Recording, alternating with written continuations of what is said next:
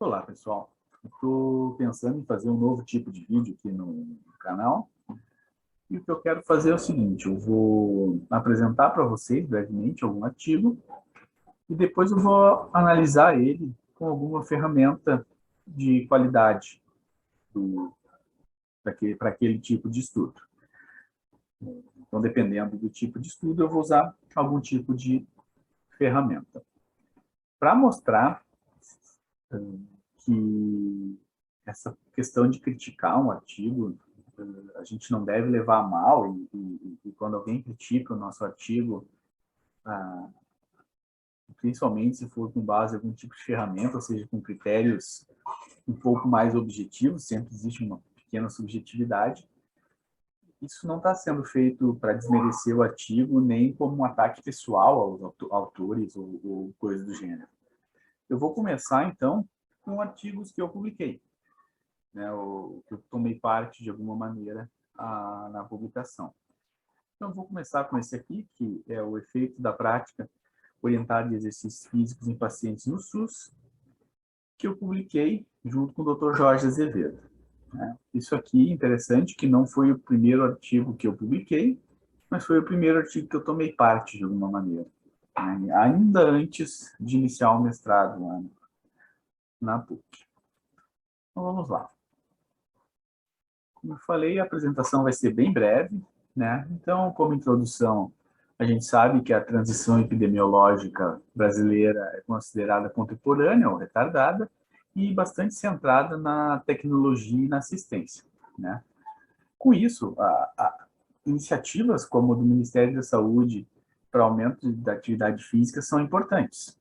E no Plano Quadrienal de Canela, da época desse estudo, a ideia era voltar a atenção primária para a prevenção, né? Com isso foi criado grupos de atividade física para pessoas com doenças crônicas, incluindo um centro de ginástica com aparelhos comum a academias de musculação. Então, qual é o objetivo desse estudo em si? A questão pico, né? Quem são os pacientes na população? Né? Pacientes encaminhados por médicos do SUS. A intervenção, um programa de 6 meses de exercícios. A comparação, esse vem um problema desse estudo, né? O que pode causar algum viés, que é que ele não teve um grupo controle. Por que isso pode ser um problema? Porque o ideal sempre é que a gente tenha uma abordagem contrafactual, né? Ou seja, os especialistas que eu acompanho sempre dizem que o contrafactual perfeito seria para a mesma pessoa fazer e não fazer a intervenção, né? Então, no caso, o grupo, a gente voltaria para o passado e trataria diferente cada grupo. E eu acho ainda que nesse caso aqui, não fazer intervenção não seria o ideal. O ideal seria um outro tipo de intervenção. Por quê? Um dos nossos desfechos aqui, ó, nos outcomes, é a qualidade de vida, né? E como a gente vai ver depois dos resultados, a gente conseguiu um aumento nos scores de qualidade de vida percebida. Porém, como é que a gente pode saber se esse aumento de qualidade de vida se deveu aos exercícios ou ao fato dessas pessoas estarem se cuidando, né, pela primeira vez na vida, talvez alguns tendo um tempo para si e tendo atividades em grupo, né, tendo conversas, o pessoal gostava bastante de conversar na academia, de chegar, de interagir, e talvez sejam pessoas que anteriormente não tinham essa oportunidade. Então, o contrafactual perfeito, nesse sentido, seria ter um grupo que faria um outro tipo de intervenção, né, de repente rodas de conversa, acompanhados por psicólogos, ou coisa assim, e um grupo que, além da roda de conversa, fizesse exercício também. Então, nós poderíamos ter uma ideia de qual é o efeito do exercício isolado, né? E os outros desfechos é a composição corporal e o tempo para caminhar uma milha. Então, a metodologia. Né? Critérios de inclusão. Pacientes com doenças crônicas, principalmente aqui eram diabéticos, hipertensos e obesos, encaminhados pelo SUS, médicos do SUS. Quais foram as variáveis que a gente analisou? Percentual de gordura, circunferência da cintura, a relação cintura-quadril, o tempo para caminhar uma milha, o resultado do WQ Brief, que é um questionário que avalia a qualidade de vida. Quais foram as intervenções? Né? A intervenção foram exercícios de força e exercícios aeróbicos comuns de academias de ginástica, devidamente adaptados para a realidade de cada paciente indivíduo. Quais foram os resultados que a gente obteve? Então, na parte de antropometria, houve uma redução na massa corporal total, uma redução da massa gorda, uma redução do perímetro da cintura, uma redução da relação cintura-quadril e um aumento da massa magra. Todos esses resultados aqui foram estatisticamente significativos, com P menor do que 0,001. O que cabe agora a gente analisar, e eu vou deixar isso para vocês analisar, e cada um pode tirar a sua conclusão, se esses resultados têm significância clínica. Né? Será que essa diferença chegaria a mudar alguma coisa na vida desses pacientes? Em relação ao tempo para percorrer uma milha, na amostra geral, houve uma diminuição estatisticamente significativa, né, para realizar, né, essa caminhada de 1,6 km, uma milha. Né? Não foi, como nenhuma das outras variáveis, foi estatisticamente significante para quem fez menos do que 10 aulas, porém nós só tínhamos 4 indivíduos nessa situação. Então, talvez a gente não tenha um poder amostral aqui para saber se com esse número de aulas teria um resultado também. Mas parece que a diminuição é maior em quem faz mais aulas. Né? Os resultados da qualidade de vida, todos os domínios melhoraram, né? Em alguns casos, como aqui no domínio físico, o masculino não teve uma relação estatisticamente significativa, mas também tem um N pequeno, né? A maior parte dos indivíduos eram do sexo feminino. E aqui também no domínio ambiental, o masculino não foi estatisticamente significativa a diferença. Quais são as conclusões que nós chegamos? Né? Que 6 meses de engajamento melhoram a intensidade de caminhada, indicadores antropométricos e a qualidade de vida percebida. Os resultados são importantes para que gestores de saúde pública possam direcionar, né, as suas ações. Quais são as principais limitações do artigo? A ausência de um grupo controle, como que eu já abordei. A descrição da metodologia poderia ser um pouco melhor. A ausência de controle sobre a alimentação, então a gente não consegue ter uma noção se isso influenciou ou não na perda de peso. E controle de outras variáveis, como atividade física fora da intervenção, e se a pessoa participava ou não de outros grupos de apoio, com psicólogo ou outro tipo de intervenção que poderia influenciar no nosso desfecho. Mas vamos agora, então, para o que importa. Né? Vamos fazer essa análise, né, com a ferramenta de qualidade do NIH para estudos pré, pós, sem grupo controle. Então, aqui está o site do NIH. Nele, essa página tem várias ferramentas para vários tipos de estudo. E tem um específico para o tipo de estudo que a gente utilizou ali, né, que é um estudo de antes e depois, sem grupo controle.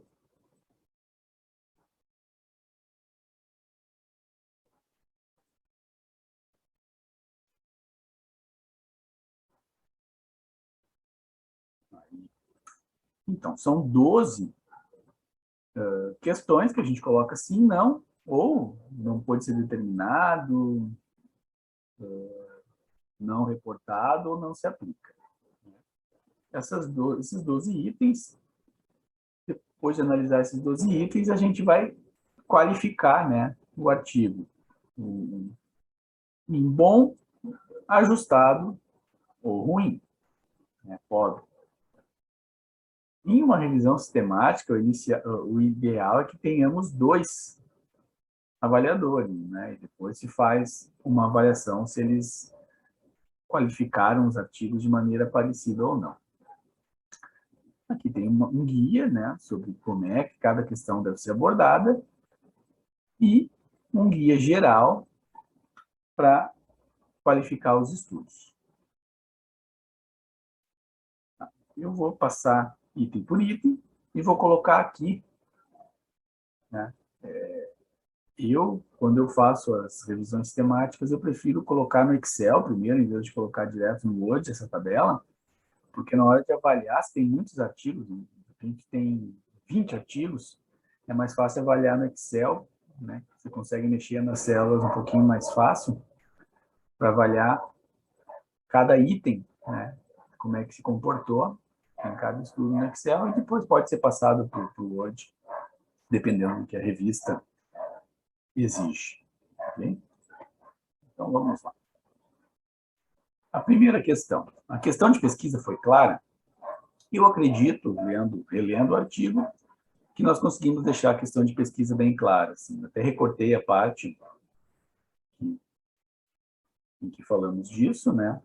Então, nós temos aqui a população, né, que são beneficiários do Sistema Único de Saúde. Talvez pudéssemos ter dito que eram portadores de doença crônica, encaminhados por médicos do SUS, mas isso foi colocado um pouquinho melhor na metodologia.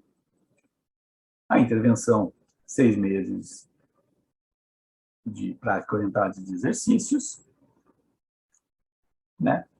As variáveis qualitativas e quantitativas foram explicadas na metodologia, e faltou o C de comparação, né? Mas é um estudo pré-posto sem grupo de controle, então, nesse caso, eu colocaria um Y de ESA aqui, sim. Vamos lá ver a questão 2, o que eles nos pedem. Critérios de elegibilidade de população. Então, quem foi recrutado? Isso a gente colocou. Aonde foi recrutado? Também foi colocado. Período de tempo. Então, são 3 itens que ele pede. 2 a gente cumpriu, e o terceiro não. A gente não tem indicação no nosso reporte de qual foi o período de tempo utilizado, né? São 6 meses de treinamento, mas em quanto tempo foi feito o recrutamento, né? De quando a quando? Isso não foi colocado. Por isso, sendo bem exigente, eu vou colocar um não nessa segunda questão. Questão 3. A população estudada é representativa? Aqui a gente se pergunta se o grupo estudado é parecido com aquele que vai ser submetido à intervenção. É basicamente isso que eles querem saber. Analisando nosso artigo, numa academia pública voltada ao SUS, exatamente o grupo que foi estudado é o grupo que seria encaminhado. Até porque não houve nenhum tipo de encaminhamento exclusivo para esse estudo. Seriam pacientes que já seriam encaminhados de qualquer maneira. Então, nesse item 3, vai sim. Todos os elegíveis entraram? Aqui a gente se pergunta 3 coisas, né? Se os critérios de elegibilidade foram anteriores ao recrutamento, não fica tão claro assim no nosso artigo, mas sim. Mesmo critérios para todos os participantes, aqui sim. E todos os indivíduos que se enquadravam foram selecionados? Essa terceira pergunta aqui, pelo nosso reporte, eu não posso responder. Aliás, faltou uma figura de resultado muito importante para o nosso estudo, que é a figura do fluxo de entrada dos indivíduos no estudo, né? Onde eu teria lá quantos eram elegíveis, quantos entraram, e também, numa parte posterior, quantos chegaram ao final do treinamento. Como a gente não cumpriu as 3, se seguindo sendo exigente, eu vou colocar não na 4. Tamanho da amostra. foi apresentada uma justificativa para o N amostral. Basicamente, o que a gente quer saber aqui é se há uma amostra suficiente para detectar diferença, caso a diferença exista. A gente não apresentou um cálculo de tamanho amostral. Provavelmente a nossa amostra é suficientemente grande, porque todas as variáveis na amostra total tiveram um P significativo, né? Mas, nas amostras intraestratos ali, a gente teve alguns que não alcançaram essa significância estatística. Então, a gente não tem como saber se a gente tinha um N suficiente para dizer que naqueles grupos não há diferença, ou se simplesmente a diferença realmente não existe, né? Então, aqui, eu vou colocar um não. Para a questão 6. A intervenção foi claramente descrita? Foi consistentemente aplicada? Houve alto nível de aderência? As mudanças nos desfechos podem ser atribuídas à intervenção? Outros fatores podem ter influenciado? A descrição da intervenção foi bem feita. Depois vocês podem ler o estudo e concordar ou não comigo. Se ela foi consistentemente aplicada, se houve alto nível de aderência, a gente não consegue saber pela descrição que foi feita. Aqui é a segunda parte lá que eu comentei do fluxograma de entrada, né? Eu vou ter lá em cima quantos entraram, e aqui eu tenho que ter dito, né, para eu saber a aderência, eu teria que saber quantos entraram e quantos terminaram o estudo, né? Eu sei que terminaram 120, mas eu não sei quantos entraram pelo meu reporte. Com isso, eu não posso ter certeza se as mudanças nos desfechos podem ter sido atribuídas à intervenção, e nem se outros fatores podem ter influenciado, até porque houve uma falta de controle para alguns outros fatores, como eu comentei anteriormente. Então, apesar da intervenção ter sido bem descrita, os outros itens não foram cumpridos. Portanto, vai um N aqui também. Medidas do desfecho, né? Foram claras, né? Eu acho que a gente conseguiu ser bem claro em quais foram os desfechos avaliados.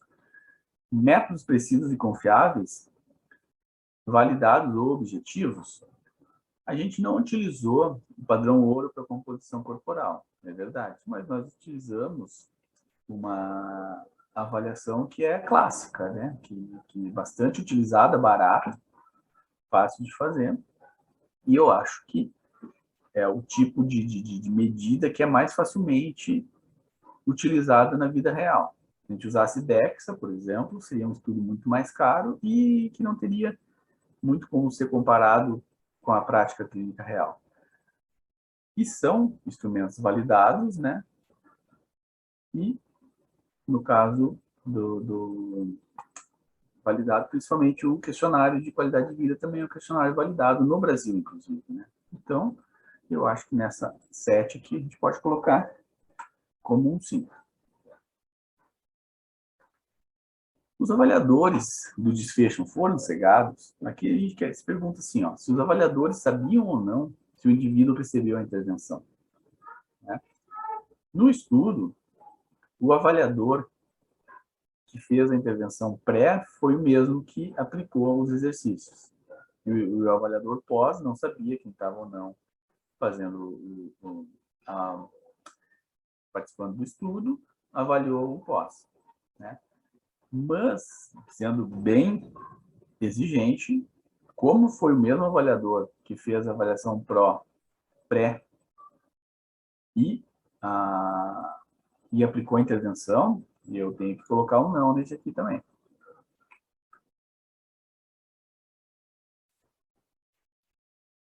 A taxa de segmento. Aqui o que a gente quer saber? Também dependeria do fluxograma, né? Quantos entraram no estudo e quantos terminaram o estudo. A gente só sabe que 120 terminaram o estudo. A gente não sabe quantos iniciaram o estudo. Faltou esse fluxograma para eu ter uma noção se eu tive pelo menos 80% de taxa de segmento. Então, aqui vai um outro não. que acontece aqui, pessoal? Por exemplo, imagina que eu tivesse, nesse tempo que foi feito o estudo, que 300 pessoas tivessem entrado. E eu só tenho dado 120. Se eu escondo de vocês mais de 50% dos dados, é muito fácil direcionar o estudo para um lado ou para o outro. Não estou dizendo que isso foi feito, não foi feito. Mas acontece que, se tu não tem o fluxograma de entrada, se tu não sabe quantos entraram, tu não tem como saber se isso aconteceu ou não. É um risco de viés que acontece. Além disso, mesmo que eu não tenha escolhido, se eu tenho, entraram 200 e eu só tenho dados de 100, será que aqueles 100 não estavam tendo os piores resultados, não estavam piorando e por isso que pararam? A questão da qualidade de vida, por exemplo. Se eu tinha 200 que entraram e só 100 terminaram, será que eles não saíram porque a qualidade de vida deles estava deteriorando? Então, exatamente aqueles que eu avaliei são aqueles que melhoraram um pouco a qualidade de vida. Por exemplo, ou que tiveram melhores resultados em termos de emagrecimento e ganho de massa. Então, se eu não declaro o que aconteceu, fica muito difícil para quem está lendo confiar nos meus dados. E foi o que aconteceu aqui. A gente não mostrou quantos entraram e quantos terminaram o estudo. A análise estatística usou testes estatísticos e os resultados apresentaram os valores do teste? Aqui sim. Ele não fala linha ajuste nem nada do gênero, né? Então, sim. Múltiplas medidas do desfecho. Aqui não ocorreu, né? A gente só fez uma medida pré e uma medida pós. O que eles estão dizendo aqui? Que poderia ter sido feito, por exemplo, uma medida a cada 2 meses, no caso do nosso estudo, né? Então, aqui vai um não também. Questão 12. Em avaliações em nível de grupo, a análise estatística levou em consideração o individual? O que acontece aqui, pessoal? Não é o caso desse estudo, tá? É o caso, assim, ó, uma avaliação pré-pós realizada num hospital ou numa comunidade toda, numa cidade toda. O que eles estão dizendo é que quando eu avaliar estatisticamente, eu não posso avaliar não só o que aconteceu na instituição, mas eu tenho que a análise estatística tem que levar em consideração o indivíduo. Um tipo de análise desse tipo de estudo de nível populacional, durante a pandemia foi feita agora com vacinação, vacinando a cidade toda. Ali em São Paulo, teve 2 cidades que fizeram pesquisas desse gênero. Então, o que eles dizem? Além de avaliar se diminuiu ou não o número de internações na cidade, tem que avaliar o nível individual, avaliar cada pessoa como é que foi o segmento dela ali. Ok, pessoal? Então, aqui não se aplica. Eles dizem quando é de nível individual, a gente coloca o não se aplica. Então, pessoal, eles deixam bem claro lá que o número de nãos e de sim aqui não importa, né? O que a gente tem que analisar é se os nãos colocam um viés muito grande no meu estudo. Tá? Quando a gente vê um estudo sem grupo controle, a gente já fica um pouco receoso de fazer qualquer tipo de inferência, porque geralmente vai faltar alguns tipos de controle. Tá? Então, para esse tipo de estudo, eu colocaria como ajustado. Tá? Ou seja, nem é um estudo que a gente pode levar como perfeito e que vai mudar a maneira de atuar na clínica. Também não é um estudo que a gente possa dizer, joga fora isso aí que não serve para nada. Eu acho que é um estudo que levanta uma boa hipótese.